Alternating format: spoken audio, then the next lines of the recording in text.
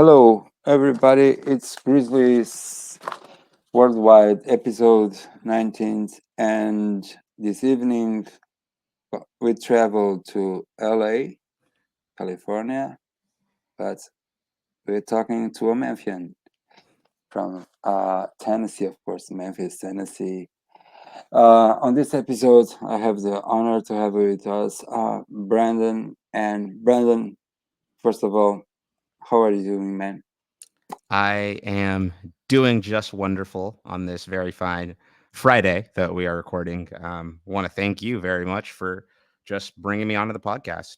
I always love talking basketball, especially Grizzlies Hmm. basketball. Right, that's my hometown. But I think it's really awesome that there's this worldwide community of Grizzlies fans. I think that's just really awesome, and that's how I met you. That's how I've met so many wonderful people like you. So it's just an honor and a pleasure that you brought me onto your show. So thank you.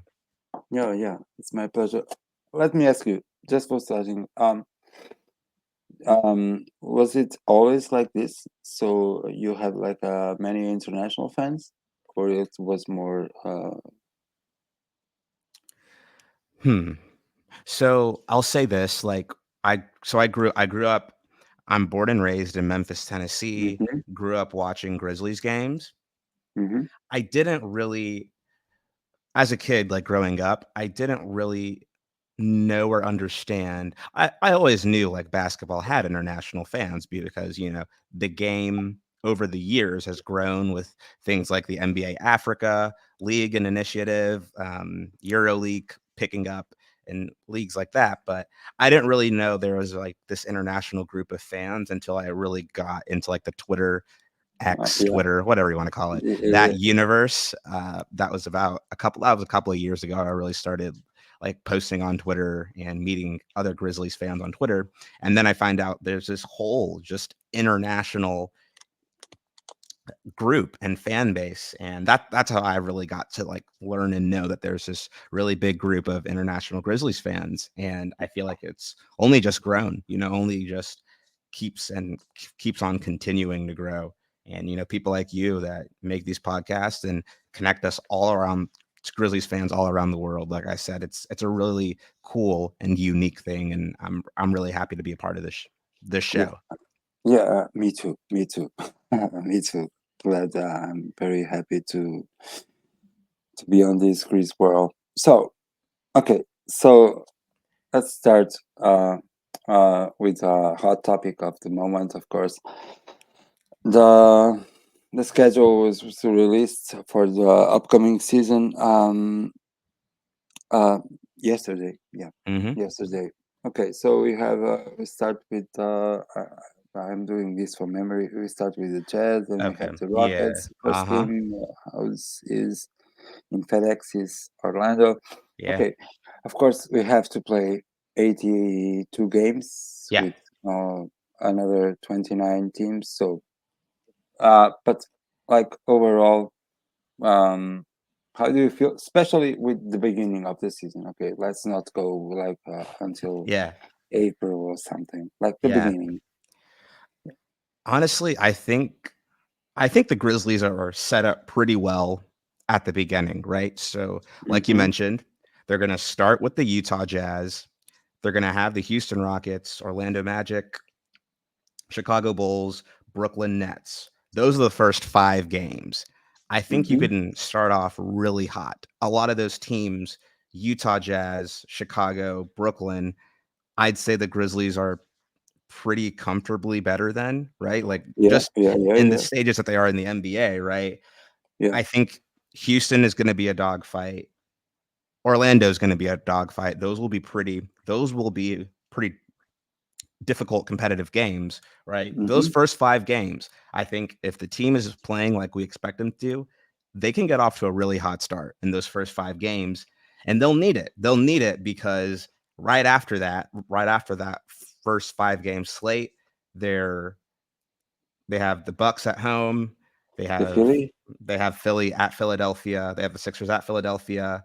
They have the Brooklyn Nets at Brooklyn, and then they have the Lakers at home. And so those next 4 games are going to be pretty difficult. Aside from Brooklyn, Like we know Brooklyn is tanking for Cooper Yeah, Flag or yeah, Ace Bailey, but yeah.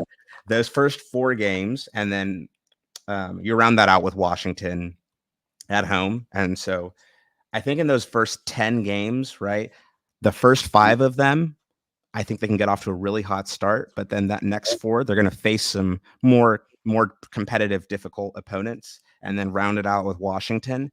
I think they can get off to a really hot start, especially if they pick up momentum early with Utah and Houston and Orlando. And I know Houston and Orlando, those are both going to be really competitive games, but I think Mm-hmm. in these first 10, like I I see 7 wins here. I see 8 wins here if this team Mm-hmm. is playing like we expect them to. I think in terms of starting the season, it's a pretty favorable schedule, and they have some pretty favorable opponents on there. Of course, they're like I said, few teams like Milwaukee, Philadelphia, LA after the first 5 games. That'll be more competitive games, but I think they can get off to a really good start. Yeah, yeah. Uh, you okay? So of this 10 first games that you mentioned, Hmm. like in your heart, what's like the one you're expecting the most? Like the one, that you want to win the most. The one that I want I'm to not win them. gonna. Uh, The okay, one I that know that you're. I don't want to bias your yeah, answer, yeah, yeah. like, yeah, but like for what happened last season and something, I'm really locked in the Lakers game. But okay, Yeah. let's. I mean, look, I'm the same. I'm really locked into the Lakers game. We know what happened. We know what happened in the Yeah, in-season tournament last season. We know what happened in the playoffs the year before that. I'm really yeah, locked into that game, and it being at home too, and the teams, cross our fingers, right, is going to be fully healthy. We're going to have all of our guys back. We're going to have everybody back for that game. I think that's a game where you can really make a statement, and you can really come out on top against LeBron James, one of the, in my opinion, the greatest player to ever play this game, and still playing yeah. at a high level, Anthony Davis. Hmm. That Lakers game, that's a game where if you win that, you can really make a statement, and you can really do something big, especially because they're going to play the Lakers. They are going to Hmm. play the Lakers just a couple about a week later in LA, Hmm. on Wednesday, November 13th, and that will 13. actually be their first nationally televised game. It'll be Yeah. on ESPN. And so Hmm. if you can win that Lakers game at home, you're going to have a lot of great momentum when you have to see the Lakers back at their place in LA a week later. So, yeah, I definitely have that game penciled in of the first Yeah. 10. That's just Me a too. game that I think the Grizzlies they just need to win, and they need to really bring that superiority back over the Lakers, because let's be honest, the Lakers have kind of had their number over the past 2 years, but also the Grizzlies But haven't been fully healthy. They haven't had the full team.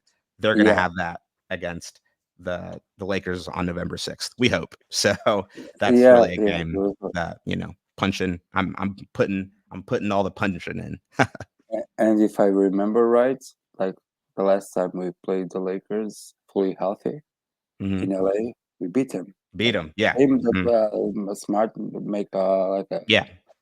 incredible number of threes. Yeah, we beat Yeah, them. man, that was a good game. I was actually in person for that game. I never Yeah, miss. me too. I'd Me too. never being in LA. I never miss when the Grizzlies are in town, because that's my team, man. That's my hometown. I was Yeah, at that game. The core you were three had. there. Yes, I was in the It's building. cool. Hmm. It How, was how great. how was the feeling? It was awesome. It Let me was know, 'cause I it just it wanted was to be weird. there so much. Okay. Yeah. Don't get me Yeah. wrong. Go. Like, it was kind of weird being in a sea of Lakers fans. Like, Hmm. that's all that was around me. Like, Of course. if you know anything about like LA and Laker basketball, Yeah. it's a religion in LA. Like, Laker basketball is a religion in Los Angeles. So I was just in a sea of Lakers fans cheering on the Grizzlies, and it was fun. It was riveting. It was exciting. But I think what I just loved the most is that in that game, the core three had a really, really good game. I remember Jaren had a pretty good game. Bane had a Uh-huh. pretty good game. Ja had a pretty like decent game himself. So it was just really great just seeing the Grizzlies at their best and seeing them seeing what we expect out of the Grizzlies when they're fully healthy, to be a unit that attacks you and gives you a hard time on both ends of the floor. And so Yeah, that I really enjoyed being in the building for that game. yeah, for sure. I wish I was there. Okay. Um, Also, okay. I saw something that you tweeted about the MLK games Yeah, and the NBA. Okay, the NBA can be um very mind-puzzling sometimes. mind-boggling. Mind-boggling. Yeah, thank you. Don't know. Mind-boggling. Yeah. So um, they left Atlanta out, Hmm. which is I'm not mistaken, Yeah. hometown of Martin Luther King, right? Yeah. So what actually happened? Yeah. I mean, Okay. in terms of the MLK Day game, right? Mm-hmm. The Hawks, the Atlanta Hawks are playing. They have a game scheduled. They're going to play on MLK. They're going to play on MLK Day. They're just not going to be on the national schedule, right? So Mm-hmm. the national schedule for that day is going to be Grizzlies versus the Minnesota Timberwolves, as well as the Dallas Mavericks at the Charlotte Hornets, Boston Mm-hmm. Celtics at Golden State Warriors. The Atlanta Hawks, they're playing the I believe the New York Knicks on MLK Day. Mm-hmm. They just don't have a Mm-hmm. nationally televised game. And to me, that just again doesn't make sense. That's MLK's birthplace. That's where he's Yeah, from, and that's where of course, that's the city of course. that's the city he was born in. So I just think you need to have the Atlanta Hawks on national television every MLK Day, knowing the Yeah, for meaning that sure. MLK has to that city. It just didn't make sense, especially when you have the Boston Celtics playing on MLK Day. And like, look, I'm not going to go too deep into like Yeah, race yeah, yeah, yeah, relations yeah, here or yeah, anything, but yeah, yeah, yeah, read the room, man. Boston Celtics, yeah, knowing yeah, the history of Boston and those Boston fans and what they did to Bill Russell when he was playing and making a yeah, name for himself in the NBA. Just read the room, man. Why would you put them on MLK Day? I just didn't get it. It didn't make sense to me personally. yeah. And I'm 100% with you. Okay, I'm not American, but okay, I do follow history, Yeah. and okay, I'm not going to go also deep into that because I also don't want to. It's not the purpose of this podcast, of course, and not my personal purpose to talk down on any city or fan base, of course. Yeah. But yeah, read the room. You said it all. Okay, Yeah, yeah, man. yeah.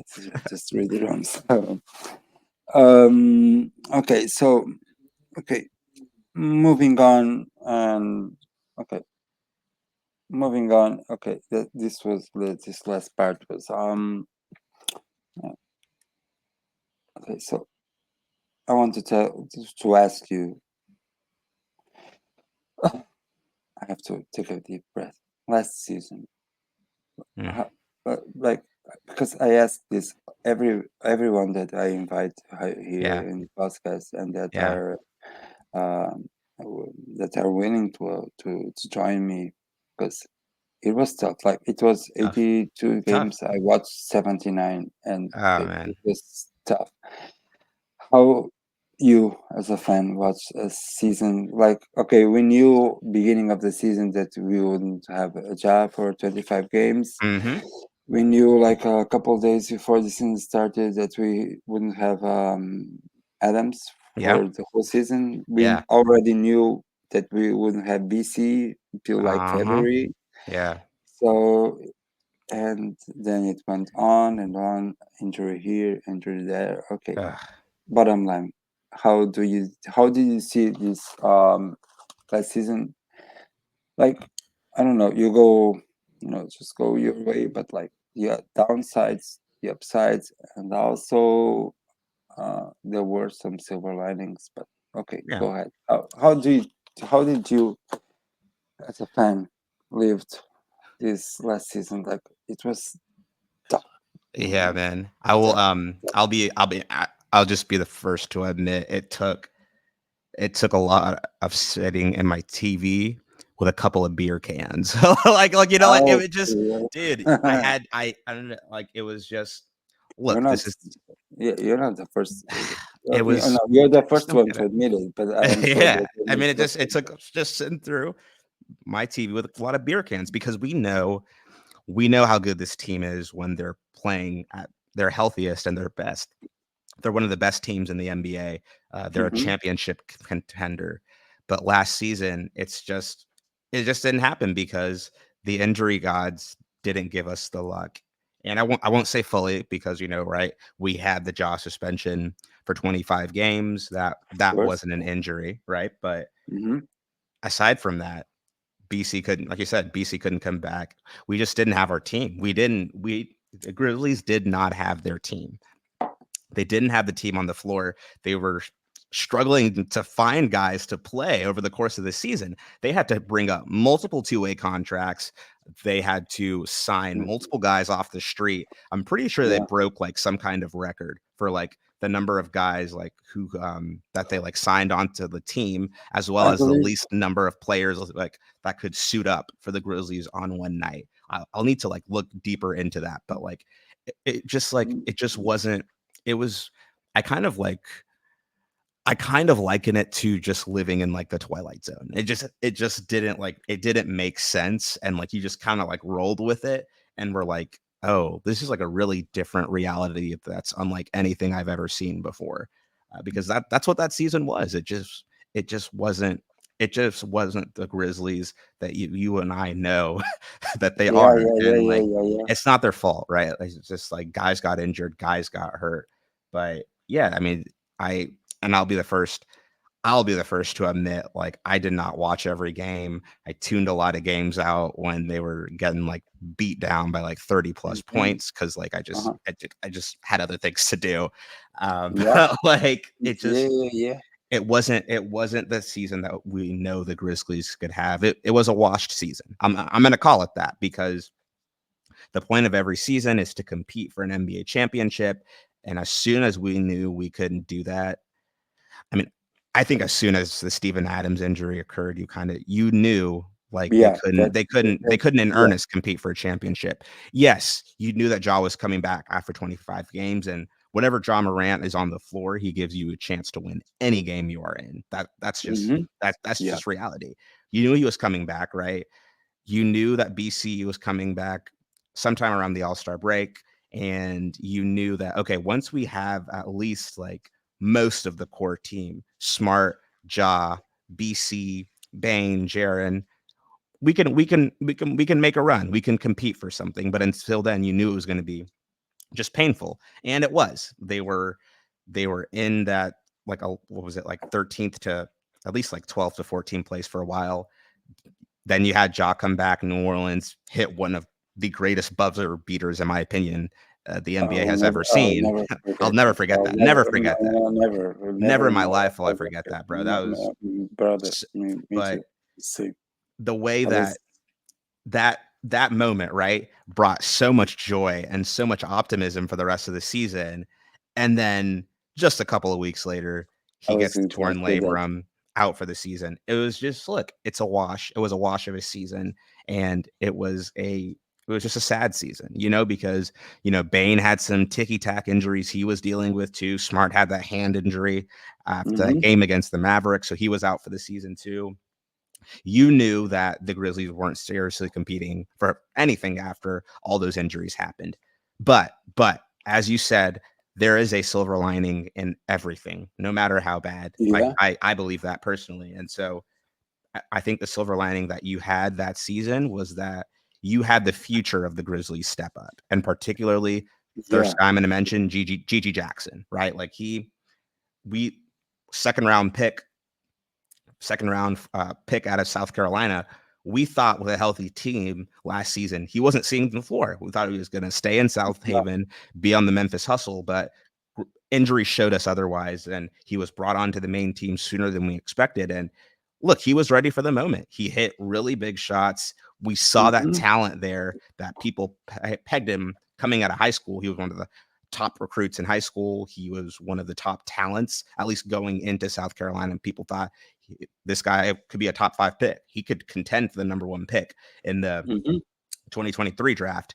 But, things happen at South Carolina. But Yeah, when he was yeah, on the Grizzlies, you saw that talent, you saw that shot making, you saw that athletic ability, you saw that two-way ability. And yeah, he had his rookie ups and downs, but he showed you Reggie Jackson showed Memphis Grizzlies fans and the NBA at large that season that look, this guy belongs. He's going to stick around. He's a yeah, legitimate NBA talent that has a sky high ceiling. And I think that was one of the biggest silver linings I took from that season was just knowing, sure. hey, Gigi Jackson is a core piece that can help the Memphis Grizzlies win championships in the future. And that was just great to see, like his development, game after game, he was getting better. He had his bad games here and there, as every rookie does, but Yeah, he but had really good games.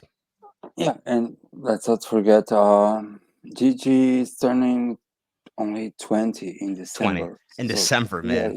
it's Dude can't even incredible. drink. He can't even Yeah, go to a bar and order yeah, his yeah, own yeah, yeah, drink yet. yeah, That's yeah, yeah, crazy yeah. to me.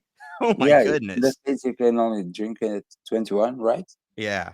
Yeah, yeah, Yeah, at least in the US, sorry. Yeah, I know. yeah. Yeah, in Here it's Europe, 18. Yeah, Europe is in 18. 18. So yeah, Yeah, yeah, but yeah, it's amazing. Like the ceiling, as you said, is sky high, limitless. yeah, sky high. Also, uh, Mhm. Vince, Vince Vince, Williams. Vince. I'd say that was the second most, or just as much as Gigi, right? Mm-hmm. Vince came in, and when the Grizzlies had all those injuries really and everything, there was one guy who stepped up every night on the floor, gave you everything on both ends, and that was Vince Williams Jr. Yeah, That was also just like Gigi, his coming out, season to the NBA, showing okay, this guy is going to stick around. He's an NBA talent. He's a core piece that can help the Grizzlies win championships. I was mesmerized by how much of a Swiss Army knife he was for the Grizzlies mm-hmm. last season, given everything. He was bringing the ball up the floor. He was making pass. He was making outlet passes. He was defending the other team's best player. Yeah, He was hitting shots. He was being a leader on the floor. You just need guys on every team. You need guys like that, guys who can fill in any role the team asks of them every given night. And that's what Vince Williams showed the Memphis Grizzlies he could do last season. And so that was also another silver lining, just like Gigi Jackson, to see, hey, this guy belongs. He can help the Grizzlies win championships. And I'm just really excited to see his future growth. I'm glad the yeah, Grizzlies awarded him with that contract, which is a steal of a contract. He's only yeah. making, I believe, around I saw it. annually Yeah. like It's like two to two, three, to four, or yeah, $2 to $3 million a year. $2.4. Yeah, I, yeah. I think It's the max value is like amazing. 4 million, right? Similar to Yeah, Gigi, he got a pretty similar contract. It's going to yeah, be so great, and it's just going to be so amazing for the Grizzlies to have two guys who can be instant contributors, not making a huge salary, knowing this current NBA climate with the salary cap and the second yeah, apron yeah, and yeah. everything. That's going to be just massively important. So, first of all, kudos to Zach Kleiman for making that happen, but Uh-huh. kudos to Gigi and Vince for stepping up and Stepping up. really Yeah, any role they're asked. And I'd be remiss if I didn't mention Scottie Pippen as well. Scottie yeah. Pippen I was going also to ask you. came to Yeah, the floor, did came to the floor, showed up when his number was called. Because we had so many games, just so many games where the team was just injured. We didn't have guys who could be on the floor and produce. And Scotty was that guy who gave you that consistent effort every night, who mhm. could score the ball, put the ball on the floor, be that point guard that the Memphis Grizzlies needed. And I'm also really glad that the Grizzlies rewarded him with a two-year, two-way contract. Well, I mean, they had signed him like during the season, but like they I'm just really glad that the Grizzlies rewarded him with a two-way, two-year contract because he also showed he can be a future piece on this team as well. So just things like that, having those guys in the rough, even in a lost season, that can show you, hey, we're here to belong in the NBA and we can be Yeah, contributors on this team as we move forward, uh, trying to win a championship. So all those three guys, I think Jake LaRavia, he had his moments too, right? Like Yeah, because Jake Laravia is he was like part of Grizzlies fans were like yeah, ha man. ha ha. Oh man, ask. I think, It's just but he's an enigma, you know. Like ask any yeah, Grizzlies fan, he'll you'll either they'll either say, he is one of the like better things that's happened to this team, or they'll say, yeah, he sucks. He's not really someone worth yeah, keeping. He's an uh, enigma. a slack. Yeah, I read that somewhere. Yeah, but regarding Jake, Mhm. because uh, I don't. I don't ever like to talk trash on. I may think, of course, I think because I watch games, so I think, oh, this guy's sucking. Jesus fucking Christ. Yeah, I'm not talking specifically about Jake, but I think that, yeah, but I think that Jake, um, after the ankle sprain he had yeah, yeah. somewhere, yeah, Hmm. then he came back like pretty Came. good. Yeah, Uh-huh. and also in the summer league he was good. So yeah, it's an in for me. I don't know if you agree, but it's like an enigma, and we'll see. Like Yeah. Look, I mean, next like season. With Jake LaRavia, I think I think last season I really commend how he was able to bounce back after that injury. Like, Yeah, he was sorry to getting. interrupt you. Sorry, I'm Sure. sorry, but because I think that's one thing that one has to, whether you like Jake or not. I think like he's very good or he's sucks. One thing that you have to give to Jake is it, it just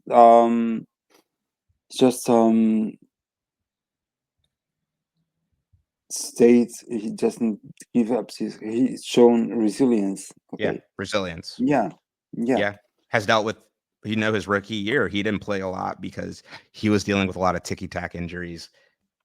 Second year, had the ankle sprain, and at that time, that's when he was gonna be featured because that was I believe that was around the time when Zaire Williams got hurt too, right? mm-hmm, And so he was hurt. Bain was also going through his injury, so Jake LaRavia had the chance to get some really serious minutes, and then he had the ankle sprain, was out for a few weeks, but he came back in the last few months of the season, and he put together a string of really solid game. I remember in yeah, particular the Lakers game where he was giving LeBron James buckets. Like look, yeah, I yeah, I saw that he was giving LeBron James the work. Like he was giving that guy some yeah, buckets yeah, and I saw that playing too. great defense.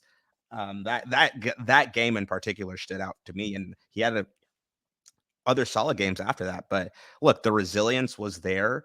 I think he also had a really good summer league showing. Pulling up the stats now, 18 points, 49% from the field, 37% from three, averaged about 4 rebounds, about 3 steals. Like he had a really solid summer league showing, and he I think what impressed me the most is I thought Yeah, his effort and his defensive intensity just really improved and have really come a long way from when the Grizzlies first drafted him. And so, look, he'll still be on the team next year. I'm going to keep rooting for him.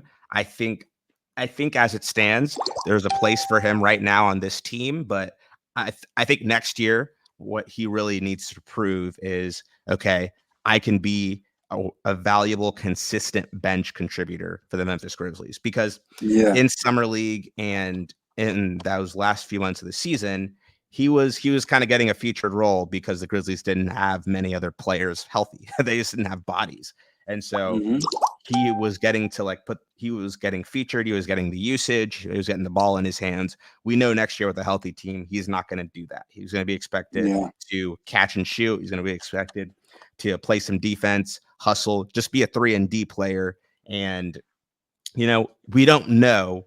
We just don't know if that's a role Jake can occupy yet because he hasn't really had the chance to do that. But next year he's going to have the chance to do that. But look, I like the talent that I saw from Jake LaRavia, and I'll keep rooting for him. And I think he has a place on this team if he proves it next year. that he can be a worthwhile bench contributor. Yeah, for sure. And honor to Jake. I think he proved that he wants to be in the Grizzlies, Yeah, and absolutely. I mean, it's really easy for people to go through what Jake did and just kind of be discouraged, and just yeah, yeah, not, but he wasn't, and he kept grinding and he kept putting his head down, and so yeah. I respect that. Yeah, me too. That was precisely my point. Okay, so I was not going this way, but now okay. Also, we got okay on the trade line. Okay, Jesus, I forgot his name. Christ. Tillman was out. Oh my God, it's not happening. My J brother is no, the brother that went to the Suns. Jesus. Oh, David Roddy. Yeah, thank Oh you. yeah, David Roddy. Thank you. Yeah, okay. Yeah, okay, but it's like water under the bridge. Now, Yeah, more recently, yeah. Zaire was out. How do Zaire. you feel about Zaire going out? Look, I had a lot of high hopes for Zaire. We I all have. saw I saw the potential coming onto the Grizzlies. Right, his year at Stanford wasn't the greatest, but you saw he put together some good games here and there. Kleiman had talked about, hey, we'd been scouting this guy since college, since high school. Like we see kind of the ceiling that he has for this team. And look, I had high Mhm, hopes. He had a somewhat solid rookie season, right? He had that really good game against the Knicks, and then where he hit that really clutch mhm. shot. And Josh said, "Hey, I'm always going to give you the ball to shoot that shot."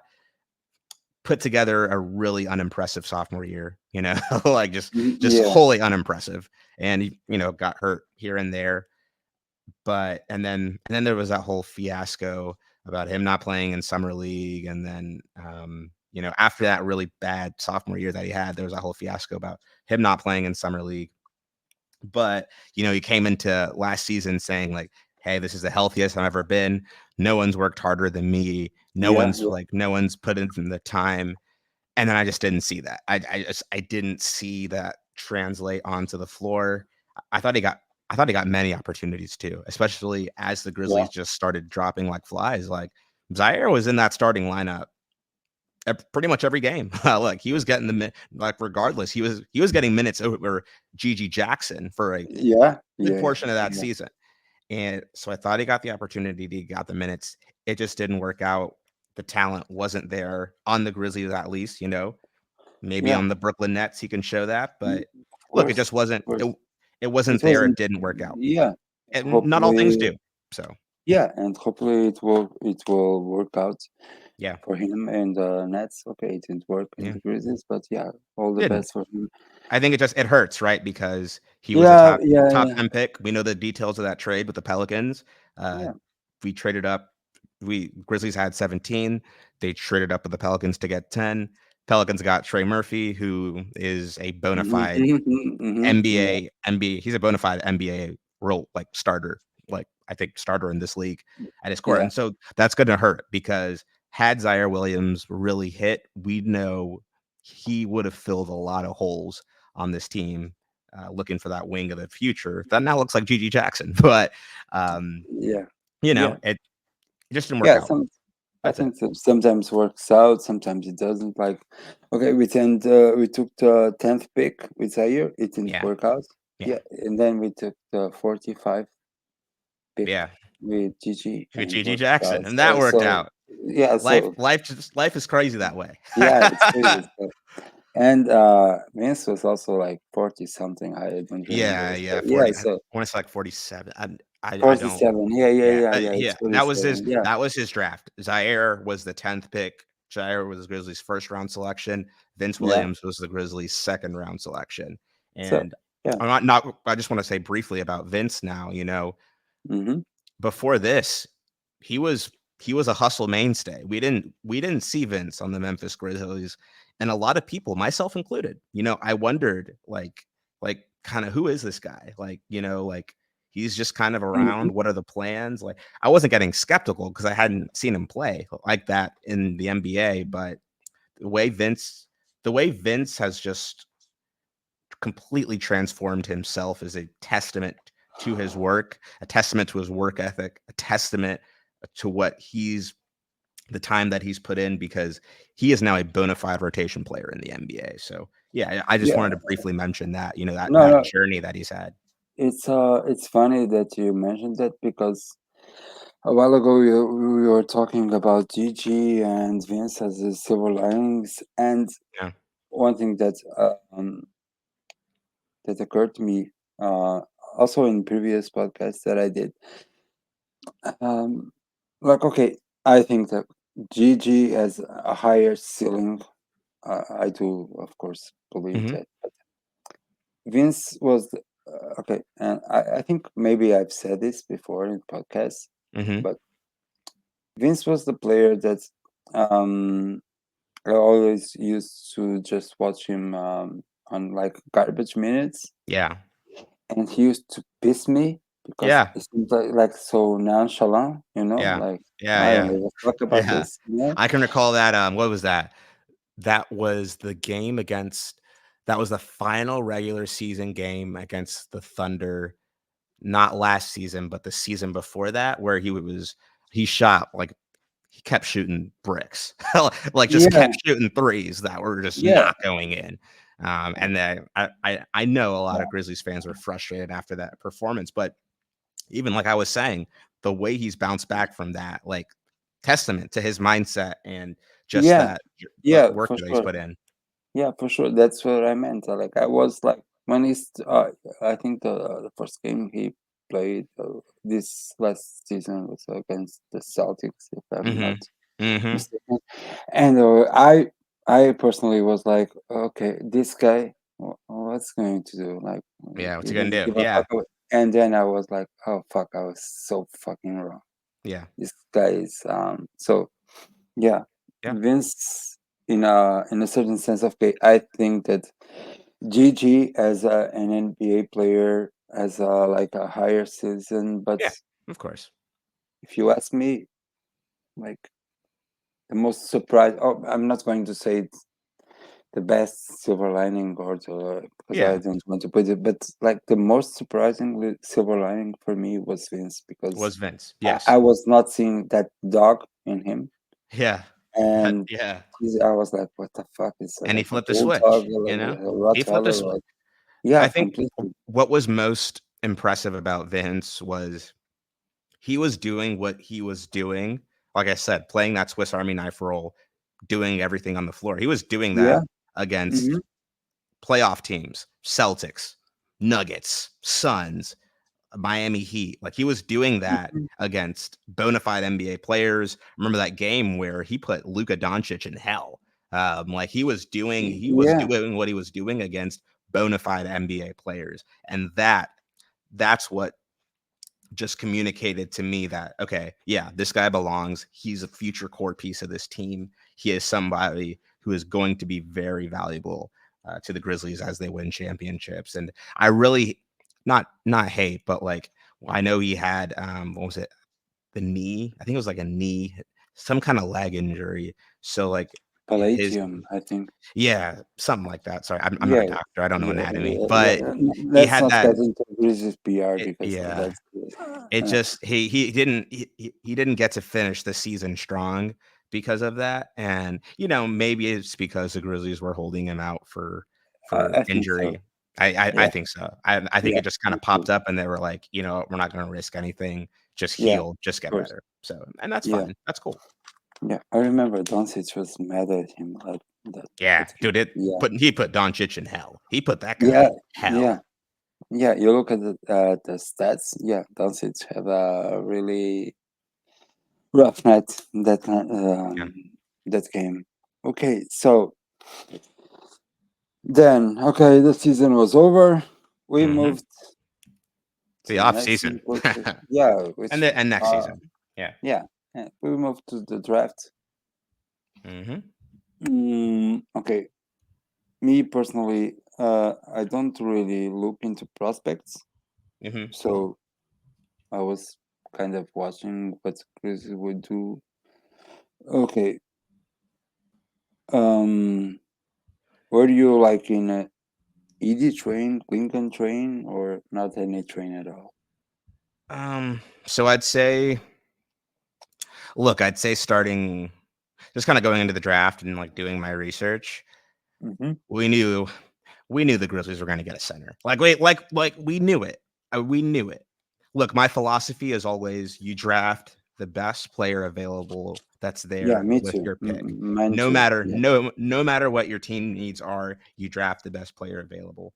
of course. We knew the Grizzlies weren't going to do that because they first of all, the free agent center market was not very robust. We also knew they needed a guy who can play next to Jaren and kind of do the dirty work that Jaren, not saying he can't do it, but like he kind of struggles doing it. The setting of the Okay. screens, Okay. the Yeah. boxing out, all of that. They needed that guy. So we knew in the draft, one way or another, they were getting a center. Like that Hmm. was happening. Like Yeah. no matter what you wanted to do, like that was no matter what you thought about it, they were getting a center. My preferred choice was definitely Donovan Clingan. Like, look, Hmm. I had my issues. I had my issues about both of these center prospects, but my preferred choice was Donovan Clingan just because, look, he played for a national championship team. Um, Hmm. he just knew the talent was there. He was blocking shots left and right. He was moving well. He offensively, he could give you a lot of different options on the low post.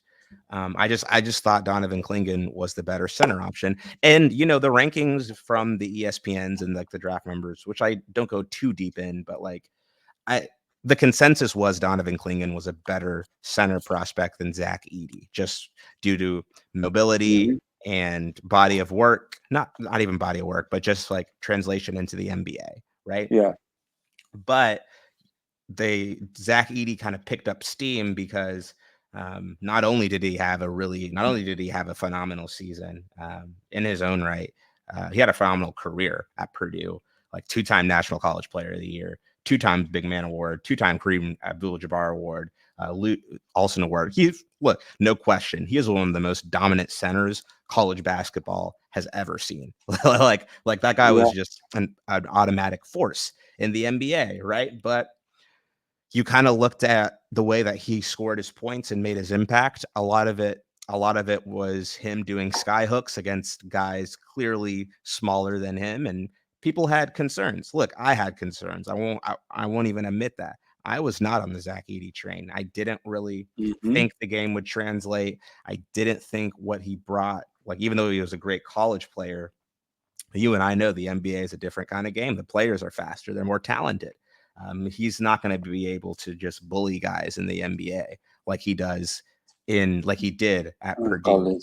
And so Yeah. I had concerns. Like I'm pretty sure I made like a Twitter post like saying like, you know, I've seen film on Zach Edey and like I'm not moved. Like I don't see that. Like, look, I said that, Yeah. but the day of the draft, the Grizzlies took him. And so no matter what, like It's if the on your Grizzlies heart. draft this guy, I'm gonna root for him and I'm gonna wish for the best for him because more than anything, I want a championship on Beale Street. That's what I want. I want a championship parade on Beale Street at the end of the day. And I want to celebrate with you and all the Grizzlies fans around the world when we do win that championship. And if Zach Edey is the guy that the Memphis Grizzlies front office said, hey, this is the guy who can take us closer to there, I'm gonna accept that. I'm gonna root for him. And I think my opinion started changing as well when he turned down the an invitation to Team Canada to Yeah. For the Olympics. Yeah. Grizzlies, yeah, in the summer league.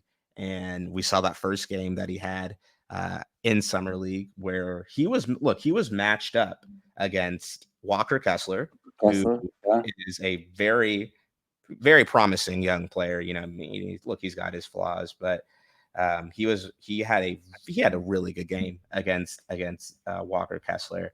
Can't remember the stats there, but I'm pretty sure he had a double double, put up a Yeah. double. I think that game truly just kind of changed my mindset, and Hmm. opinion on Zach Edey from, okay, this guy might not work in the NBA to, yeah, this guy will stick around in the NBA. This guy, this guy has a role. He can play on the Grizzlies in the NBA. And look, for with Zach Edey, we don't we don't need him to be a center like Nikola Jokic or Joel Embiid or Anthony Davis, right? All we Right. need Zach Edey to do, set screens, get rebounds, especially on the offensive end, because Mhm. that's how a lot of the Grizzlies get second chance points. Yeah. Just set the Steven screen, Adams. rebound, box out, be physical, do the dirty work, let Ja get to the paint. That's all we need Zach Edey to do. We just need him to play a role. We don't need him to be a star. We just need him to be a star in his role because that's what the Grizzlies are lacking.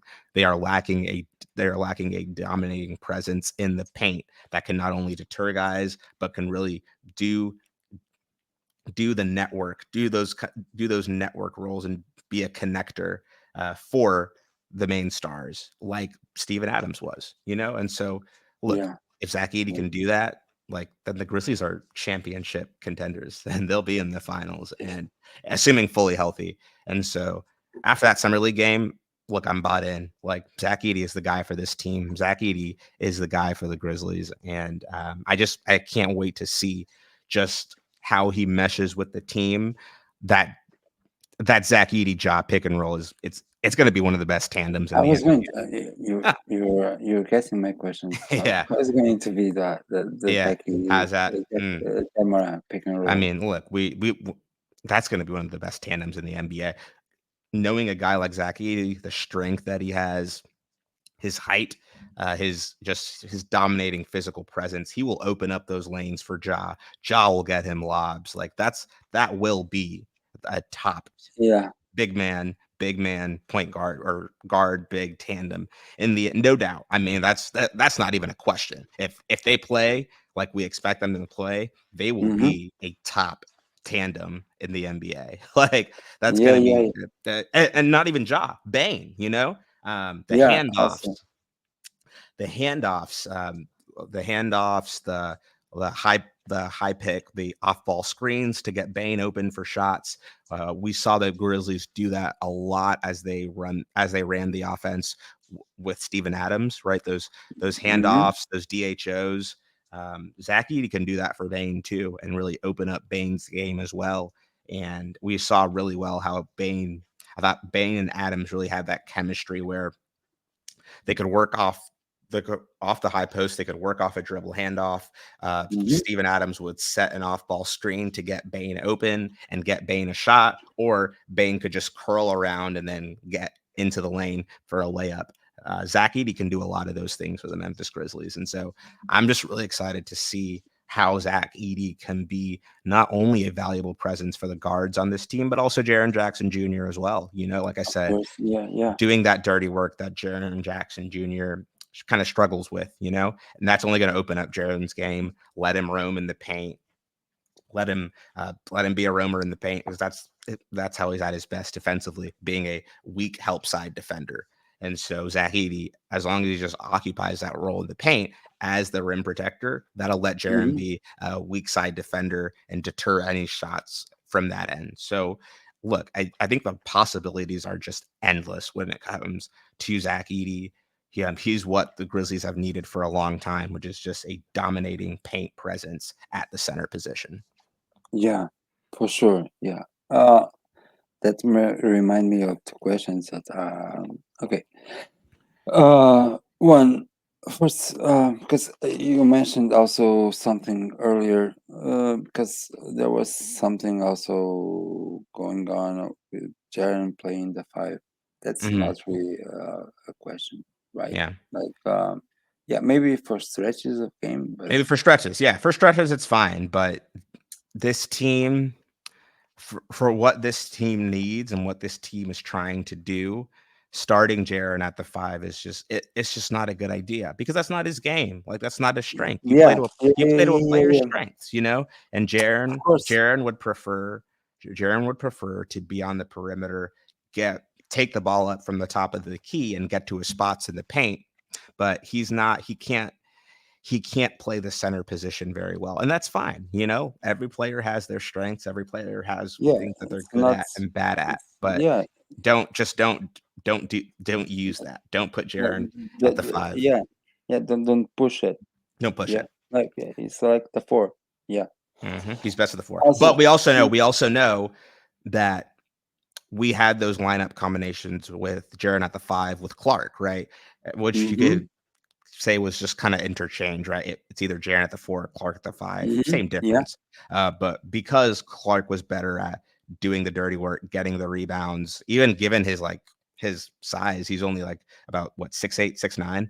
yeah, But we know that combination works, and we know that combination is going to be featured in the Grizzlies offense because you really get to capitalize on the versatility of both of those players. So I definitely expect the Grizzlies to keep doing that because we know it works. We know Clark can grab the rebounds. We know he can set the screens for Ja. We know he can be a lob threat for Ja. And that makes that Clark and Jaren combo just really great and really effective. I think the net rating for that just goes off the charts. So like we know that'll yeah. be the I imagine that Taylor Jenkins is going to I think he's just going to kind of stagger the bench unit to, of course, have Jaren at the four, Edie at the five, but then bring Clark will be the first guy off the bench to replace Mm-hmm. Edie after a couple of minutes of action. So you can have Jaren Okay. Clark in there, and then you bring Santi in to replace Jaren, and then just kind of like rotate it out from there. But I think the Mm-hmm. lineup combinations they're endless with Edie and with Clark, and I'm really glad, really, really happy Clark is going to be back on this team. I think the role Brandon Clark Me too. plays for this Me team too. is just it's essential. I'll go ahead and say it. I I think we need Brandon Clark to win a championship, unless another option presents itself that's better than Brandon Clark, which I don't think is going to happen given Clark's contract and like how good that is. I think we need Brandon Clark to win championships because he just gives you that energy and just different kind of skill set off the bench that's so unique and so essential. Yeah, for sure. Yeah, yeah, for sure. Um, yeah, I agree with you. BC is like a essential piece. Yeah. Big Canada. Um, Big Canada, yeah, BC, Big Canada, Brandon big Clark, big Big Canada, Canada. yeah, yeah, yeah, yeah. But he is because all the, like I said, all the versatility it brings into the game. Okay, Yeah, so just it changes versatility. everything. Yeah. I was a little surprised to see that he didn't play for Team Canada in the Olympics. I don't think. Mm-hmm. Yeah, I was that kind of surprised me. I don't know why. I don't know, maybe he still kind of wants to focus on the recovery, Yeah. but they Yeah. definitely could have used him because they didn't have really good big depth and that was really their Achilles heel. But yeah, that just an aside, but like Yeah. I'm really excited for Brandon Clark to be back on this team fully next year because he just brings a different element to the Grizzlies and he clearly loves this city. He loves playing here. He Yeah. loves this team. He's fully bought in. Like I can't stress it enough how having guys like that who are just fully bought into the team and For who they real. play For with and real. the guys they play with. It's a blessing and it's really valuable for Yeah. the It Grizzlies is. as they move towards their goals. So really looking It forward is. to BC It is. just being back to being the BC that we know him to be next season. Yeah. Yeah. It is. Every time I see Brandon Clark on a trading mark. No, Just, oh no, no, no, man. Hell no. Hell what are you no, bro. thinking? No, Hell no, no. Jesus Christ, Hell you're no. not And thinking like that. and I No, won't no, I won't discount, right? As the season goes, things change, needs change. Brandon Clark's yeah, contract, if he plays like super duper well, his contract becomes very valuable. But like I've said, there's not a lot of guys in this league that I'd move for Brandon Clark unless they're like mm-hmm. all stars. I'm And a hundred percent with you. I don't think that's gonna materialize. And so I'd rather just keep Brandon Clark. Okay, so yeah, yeah, yeah, me too. 100, 100. Okay, so also this season uh Yeah. also showed us how did you see Bain assuming like the leadership role also development on Yeah. his game. Like it Yeah. was impressive. Like especially like everything. Ev The mm, developing of the game, of course. The Yep. downhill dash, Yeah, yeah, uh-huh. the 3-pointer, of course, and especially like the leadership. That was Yeah. the thing that most impressed me. Yeah. Um, yeah, Payne I is. Look, I mean, I think Bane. I'm gonna tell you, Okay. everyone that's listening, like Payne is one of the most, in my opinion, of course, one of the most underrated players in the NBA. No question. No question. Might be the most underrated player in the Yeah, NBA for what yeah. he can do. No question. I mean, just I don't think that's a debate. You have a guy who can score the basketball at all three levels in the NBA at a Hmm. very high percentage. Those guys do not grow on. Let me let me tell you right now. Those guys do not grow on trees. And that Yeah, you got him at the end of the first round in 2020, 2020, 20. 30, 30, So, yeah. 30, 30. Um, I think. yeah, you got about 30 in 2020. Like those guys just don't grow on trees. And you see Bane play, you see the way he plays, you see the way he attacks the game. He's clearly going to be a special player in this league. He's not retiring without I say multiple all-stars. I know the West is a dogfight with guards, but Hmm. Desmond Bane will be an all-star in this league sooner or later.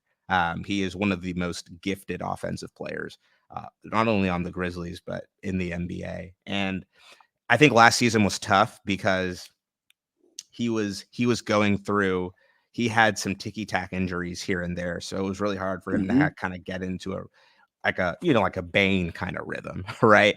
Yeah, yeah, But yeah, even yeah. with that, right, he had that game against the Pistons where he scored like 50 plus points because he can just do that. He's just an automatic bucket getter, and I can't. I've I've said this. I'm pretty sure everybody knows this. The Grizzlies are not hoisting a championship on Beale Street without Desmond Bane, and that's why they paid him over 200 million plus dollars Yeah, because they knew yeah, that. yeah. Like they knew that they're not stupid. Yeah, yeah, Um, yeah. so I think, like I said, like last season was just tough because he was playing. The team wanted him to do so many things because we had so many injuries. They wanted him to be the point guard. They wanted him to be the guy that ignited the offense when it got hot. They wanted him to play defense. They wanted him to make hustle plays. Anybody who does that is going to get overtaxed and overstressed, especially because they wanted him to do it at a high level. They wanted him to do it at an all-star level. And so he had those injuries. He was out a pretty good stretch of the season. I forget like the exact period of time, but he Yeah, had but those in, he's like, he but had he'll an ankle look. sprain against the Yeah, Clippers. It was like, ankle sprain. That was what it was, right? But look, like Desmond Bane, we know who Desmond Bane is, one of the most underrated players in this game. And yeah, next year, with everybody healthy, he's gonna step back into the role that he's the most comfortable in, which is just being a dominant two guard who can hit a shot anywhere on the floor. And I'm so glad that he's going to be back with Ja. He's going to be back with his backcourt mate. He's going to have Zach Edey to run DHOs, dribble options, off ball screens. He's going to be able to step back into his role. And look, I think Desmond Bane, playing like Desmond Bane normally plays, he's an all star next year. I thought he should have been one last year, but the injuries happened, and it's just unfortunate, but he will be yeah, an all-star. If yeah. not next season, one season. He is not retiring from this game without Yeah, being an and all-star. no, no, I am sure that I'm going to say this.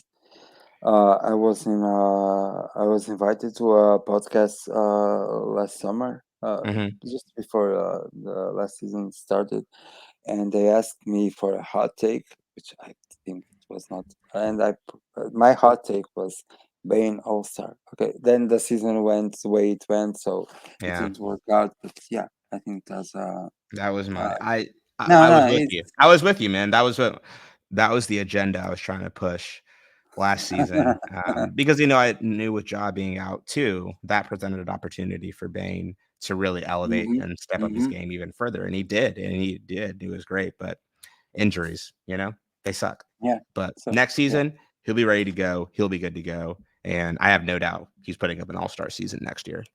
Mm-hmm. So okay. So okay. So I want to ask you, Luke Kennard. Um, Okay.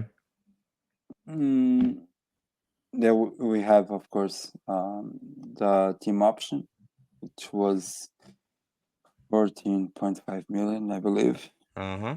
Paid and all parts, both parts. Okay, we didn't exercise the team option, but okay, then like a month um, before that, after that, we have Canard on still a 1 year and 11 million. Uh-huh.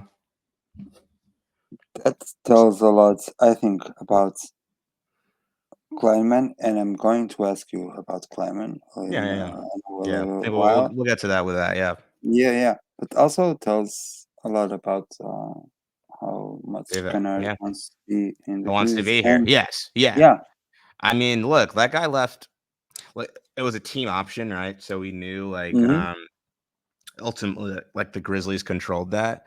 But he easily could have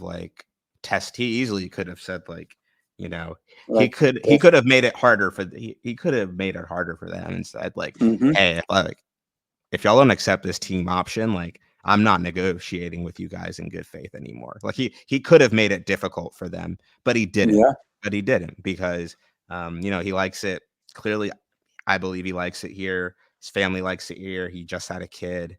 Like yeah, he's found a home here, and I think with any NBA player, just being comfortable and knowing when you're comfortable is something that you value. And so, yeah, he and the Grizzlies, they let things play out, and it was long. Like that kind of process of signing Luke to this deal probably took longer than most Grizzlies fans thought it would take.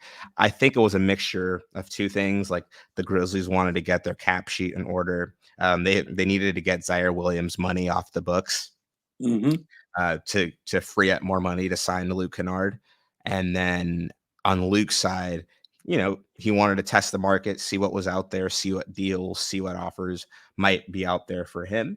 And so the mix of those two actions caused these negotiations to kind of take longer than they expected. But look, in the end, everybody was happy. Luke got the money that he wanted, and I believe it's like 1,000,000 9.5 with incentives. It can reach up to $11 million.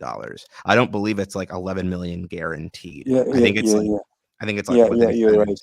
With incentives, you can reach up to $1 million, which is a solid deal. Look, like say what you want about Luke. I have my criticisms about Luke. I sometimes I wish he shot the ball more. Sometimes I wish he was Mm-hmm. more aggressive getting to his shots. But that guy can make 3 pointers. This is a 3 point shooting league. The Grizzlies don't have good enough 3 pointing, good enough 3 point shooting.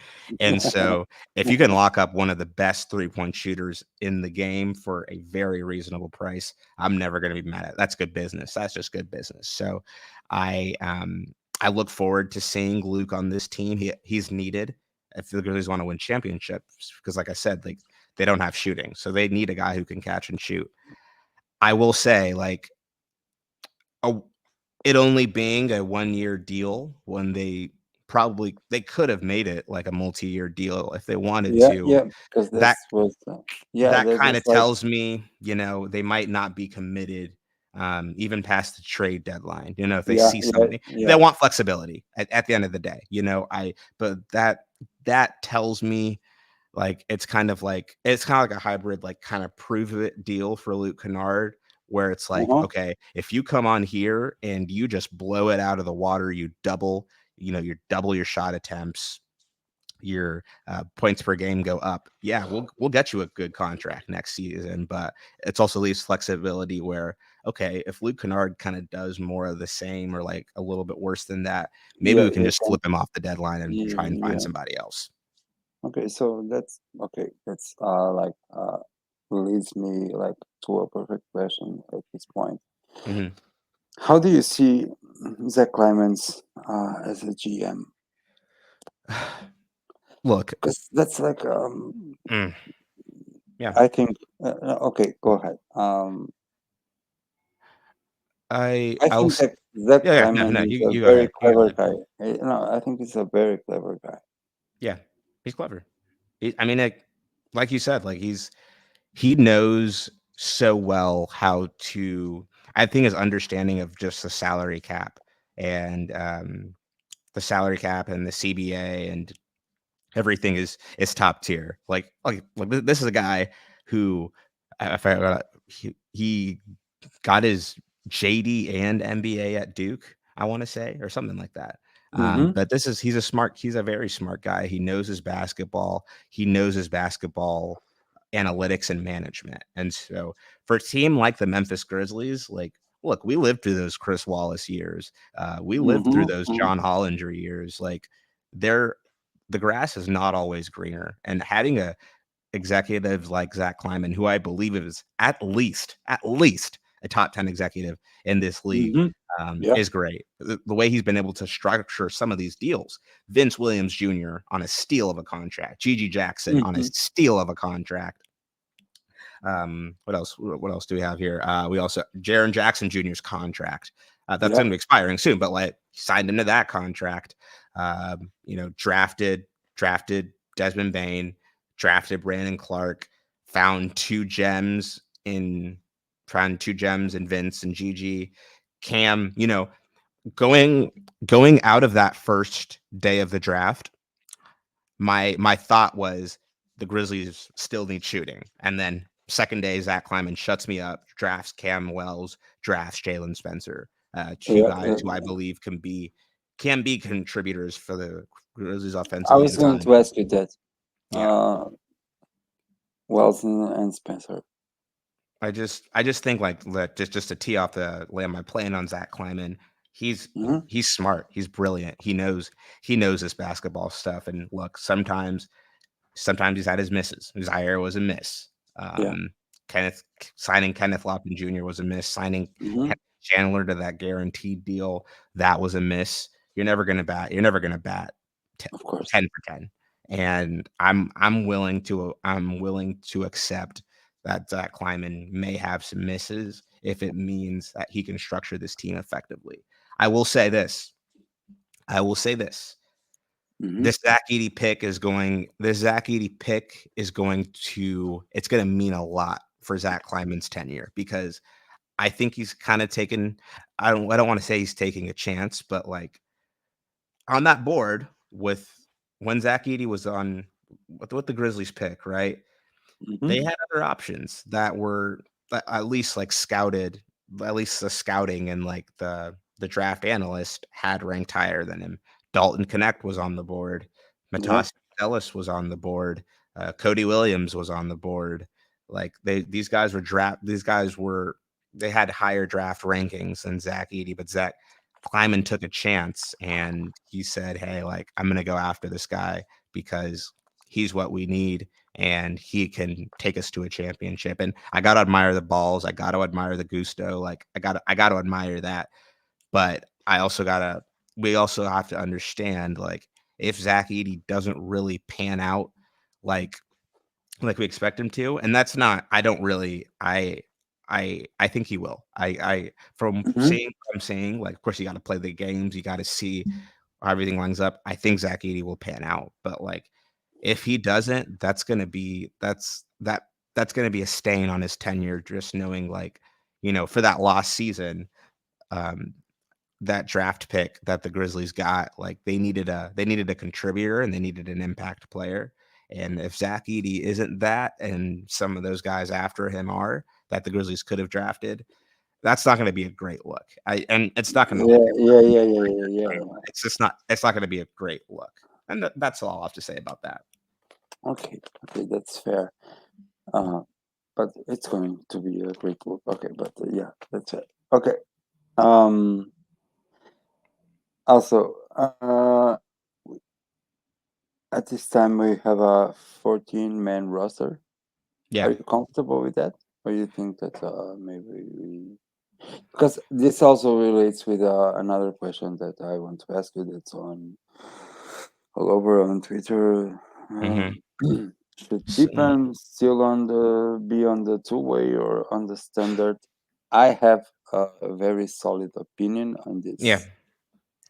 Um. Uh, Look, and my personally. opinion, uh, Yeah. and my So yeah. Sorry. opinion, What's up? yeah, and sorry, and my opinion is at this point, I think that the 14-man roster is okay, Okay. and I will not say that Pippen doesn't deserve a standard contract because I believe that he does. Yeah. But I also think that from a management point of Yeah. view, Hmm. it's like smart to keep Smart. him Yeah. in a two-way. Like you can use him for 50 games, Yeah. and then you can see if It just makes you, sense. yeah, you just switch him to a standard or not. So, but okay, that's my take. What's your take? Yeah. Look, I'm gonna play devil's advocate, and I'm gonna play both sides here. But Uh-huh. I'll start off by saying, like, seeing what Scottie Pippen did in summer league. Mm-hmm. I mean, he was the best player on the floor. He was the Yeah, MVP. I yeah, don't I yeah, don't yeah, yeah. I don't care whatever Jalen Wilson or whatever got. Scottie Pippen was the MVP of summer league. Yeah, He yeah, was the yeah, best yeah, player night for in, sure. night out on that floor. And look, I'm just a proponent. I am a proponent of rewarding guys who have put in the work and have clearly shown value. I think Mm-hmm. that's just me, you know? And so, yes, after that performance, I would have given him a standard contract, but I understand in order to do that, you're going to have to waive Derrick Rose because it just doesn't make sense to have still have Derrick Rose on the team if you sign Scottie Pippen to a standard contract. So, look, I would have rewarded him, but like you said, this is a management. This basketball is a business, and it's a Mm-hmm. management business about making the most effective and the most strategic decisions. Scottie Pippen Jr. is already on a two-way. He's already going to be on the second year of a two-way contract. You can always sign. He'll have the 50 games to play. You can always sign him to the main roster if need be. As it stands, he can't currently play in the playoffs. So, like, Yeah, yeah, yeah. but Yeah. if I something was happened, thinking if something that's like happened, the you just question. wave Derrick Rose and then sign Scottie Pippen to a deal. Not a huge deal. Like that. That's Yeah. not. Uh, to be honest, I do believe that in the end they're going to sign Pippen Jr. on a standard contract. Just think that they are just taking their time too. Yeah. I don't know. Because they don't. I mean, Maybe. there's no rush. There's no rush. He's already. Yeah, yeah. They've got That's him the locked up point. on the two-way deal. What's the Yeah. point? And So yeah, but Scotty is not the type of player who's gonna like raise hell and say, "Oh, yeah, I yeah, I deserve it." That's yeah, not yeah, him. yeah, yeah. That's the He's not that point. guy. So yeah, and we're talking. I we'll see in late April or something, but probably there he'll be on a standard. I truly believe that. I just Yeah. don't think that it could be the time, as you said, because I also value a lot like the merits. If you give the effort, you deserve it. You Yeah. should earn it. Yeah. But also there's that thing that's okay. So we can keep this like for some games or like 30, 40. But then when you have to decide, we will decide for you. And yeah, and as you said, and that's very important. I think that Pippen, not going to raise hell or something. Yeah. Yeah. And I'll say this to just kind of tee everything Mm-hmm. up. Yeah, yeah, yeah. Like I said, on Scottie Pippen's current contract, he can't play in the playoffs. And if he comes in and has a really good year next year, if God forbid, Ja misses games or anything, Mm-hmm. like you're gonna need Scottie Pippen and Mm-hmm. Derrick Rose. Hopefully he turns back the clock and isn't like a walking ambulance. But like Mm-hmm. if you need Scottie Pippen for those games going into the playoffs, like you No, he will. you can't keep him on that two-way deal. You can't do that. So it's like Yeah, yeah, yeah, at some point you're gonna have to make a decision, especially if Derrick Rose continues to stay injured. You're gonna have to like you're gonna have to yeah, wait him to sign Scottie Pippen, at least if you want to compete in the playoffs, because you can't just have Ja getting all those minutes in the playoffs. yeah. I don't think that's very sustainable. Like No, no, if of course not. you're thinking Yeah, about the long run, you're thinking about competing. I don't think you can give Scottie Pippen. I don't think you can have Derrick Rose on your playoff roster. If that's what you can't play Ja all those minutes and tax him and not have a solid option after him. So if Scottie uh-huh. Pippen plays really well to start out next season, I think the Grizzlies' hands are just going to be tied, and they're just going to have to sign Pippen Yeah, to the main roster. yeah. Like for instance, not the last season, the previous season when we faced the Lakers in the playoffs. Yeah. We didn't have Adams, we didn't have BC, Hmm. and I remember Lofton was on a two-way, Hmm. and we signed him for the playoffs. And so yeah, Yeah. I think it's a little different, with Lofton. I'd say just because like Tillman was yeah, already playing. Tillman was playing well. Jaren was there. Santi was there. At guard, you're a little bit more limited because yeah, yeah, yeah, yeah, John yeah, Morant can't yeah. John Morant can't play the entire game. Derrick Rose's body is not built for playoff basketball. Like and if I'm proven wrong, I will Uh, I'll go on Twitter and make a formal apology for Derrick Rose, but his body is just not built for basketball anymore. And that's no disrespect to Derrick Rose. He's no, of course not. one of the Of course greatest not. players in my mind to ever play like this, one of the greatest talents to ever the game has ever seen, but his body isn't built for it. And like in the playoffs, you're gonna need a guy who can give Ja relief minutes, like Tyus, Yeah, like tried to. But like you're gonna need a guy who can give you relief minutes in the playoffs if you're there. And Scottie Pippen will do that for you. Derrick Rose cannot do that for you. yeah, And I am. you know, Yeah, I'm 100% with you because I was saying, okay, from a management point of view, okay, maybe it's better for now for keep him on a two-way, but for the playoffs, I'm 100% on a standard. Yeah, um, and and um, you don't even need to you don't like I said, they have the 15th spot. So yeah, yeah, if you that wanted to keep yeah, Rose, you could just sign Pippen to that. I'm just yeah, foreseeing and I'm anticipating somebody else might. I'm crossing my fingers, man. I'm crossing my fingers it doesn't happen. But like yeah. Cross your hand. somebody else at another position of need might get injured and you might need to use that 15th spot on them Yeah, instead. So it's like you can't just bring Scottie Pippen into that 15th spot. It'd be ideal if nobody got injured and you could do that, but like I don't foresee it being that way. I think somebody, again, fingers crossed, but somebody might get injured and you need that 15th spot for another positions. And so at that point, if you're making a legitimate playoff push, you're going to have to waive Rose to bring Scotty onto the main roster. And I think, these guys are smart. These guys are chess players. They thought about mm-hmm, every mm-hmm, hmm move. They thought about yeah, every yeah, move 25, 30 steps ahead. So I'm sure this is at the back of their minds that, hey, we might need to make this decision at some point. But for yeah. now, there's just no need to do that. And I understand that. Yeah, that's just keeping the options open. Yeah, Yeah. yeah, I agree. I agree. And just for the record, and if I am wrong, I'm also going to punish myself. But right now, and of course, no disrespect to the Rose, of course.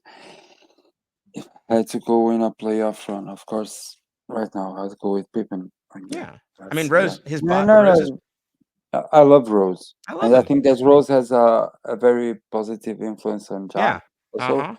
yeah, but when it comes like because yeah, and last season was it was an example of course there were games he didn't Mhm. need to play because we were not competing for anything, but like a player that you have to play like 3 games, then out for 2 games, and then Nah. like yeah. So Plays him yeah, for that's like 10 min played him for like 10 minutes, already in the yeah, back with a hamstring injury. Like, that's not that's not sustainable in the playoffs, and yeah, yeah, that's yeah, not yeah, gonna get better because Derrick Rose is older, like, he's not gonna yeah, that's gonna stay yeah, with him for the rest of his career. And like I said, love Derrick Rose, but that's not a player that you can trust in the playoffs based off his health alone. I don't doubt his talent. But based off his yeah, health alone, you can't trust Derrick Rose in a playoff setting. Like, come on. So I don't know. They're going to have a decision to make. As I've said, I'm sure they've already thought 10 steps ahead that they might need to make this at some point. And I mm-hmm. trust that in the end, if they need to do it, they're going to prioritize winning a championship because, Scotty is just a better option. But also, right?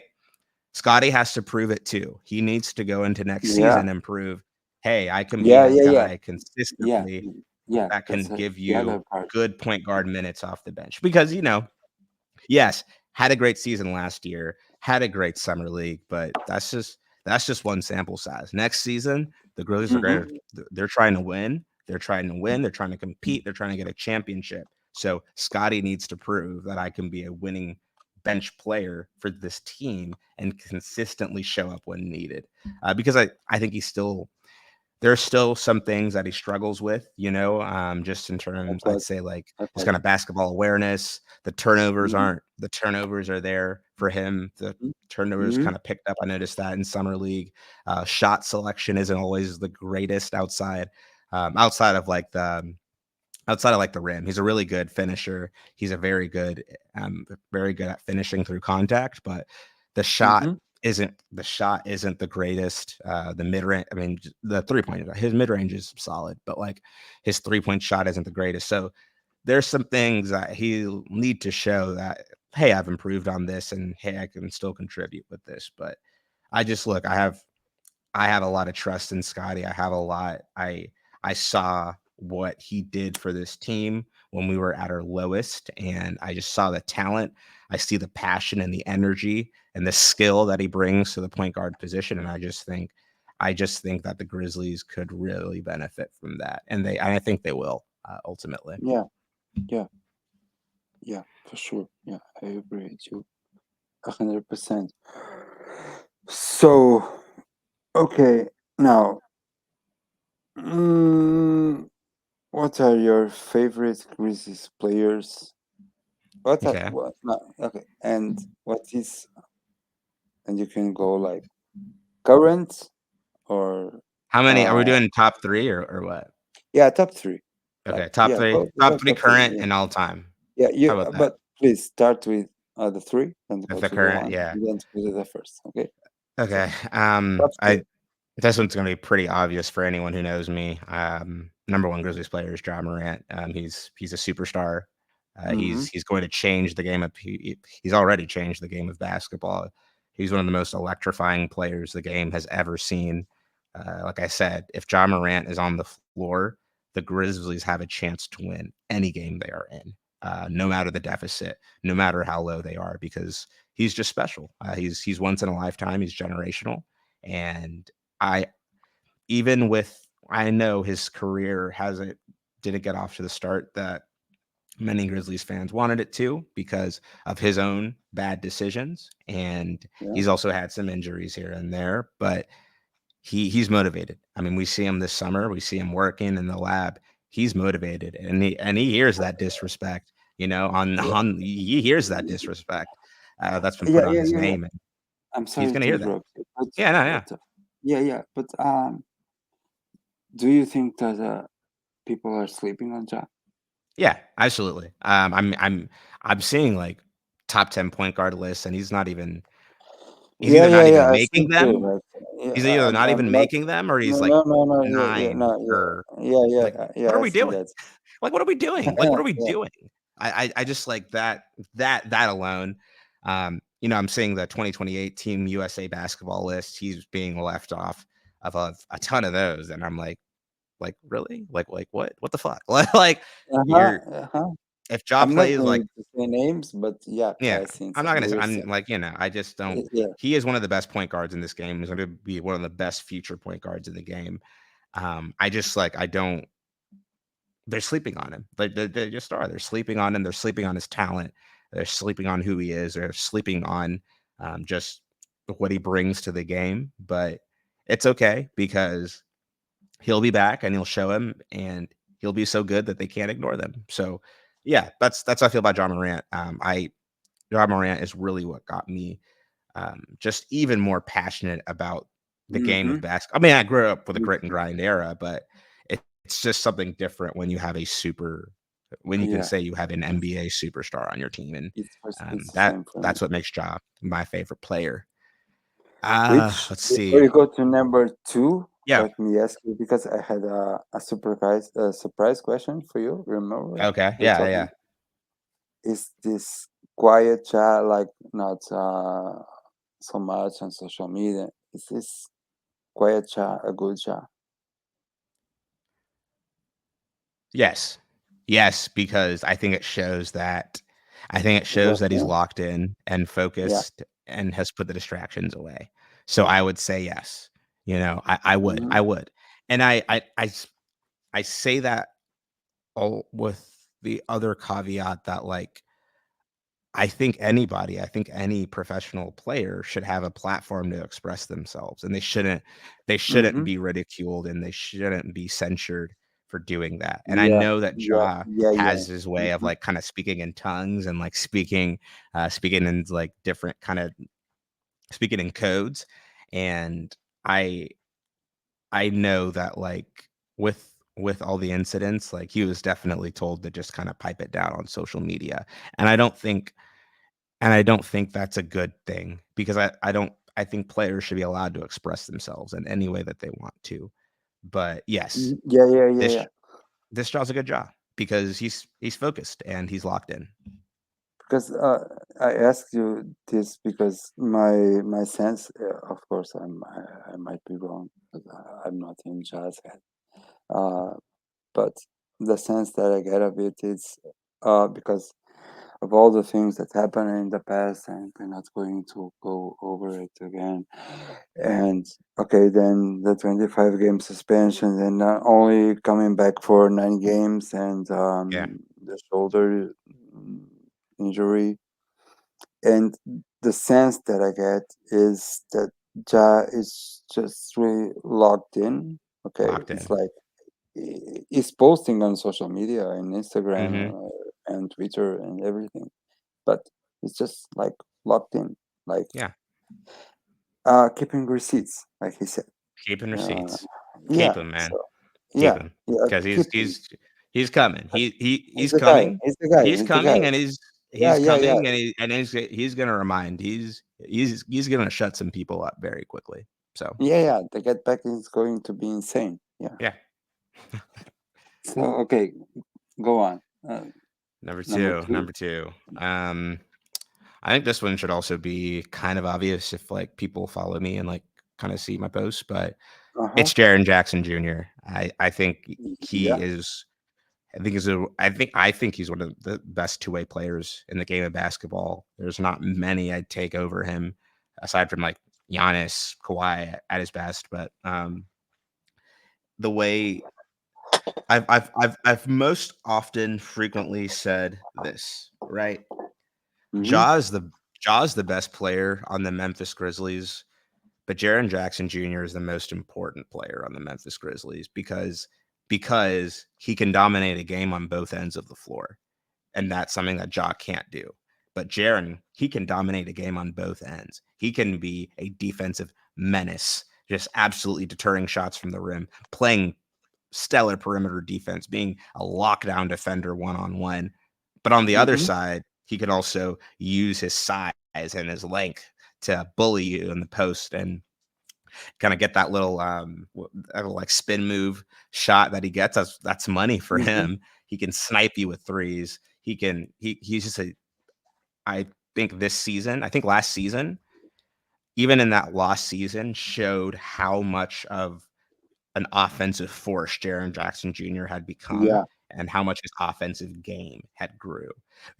Because it's kind of funny too, because with all the injuries that Jaren had to kind of start his career, Mm-hmm. with his rookie year and then the bubble and the like meniscus, like he was Yeah. one of the healthiest players for the Grizzlies this past season, and he played in a lot of games.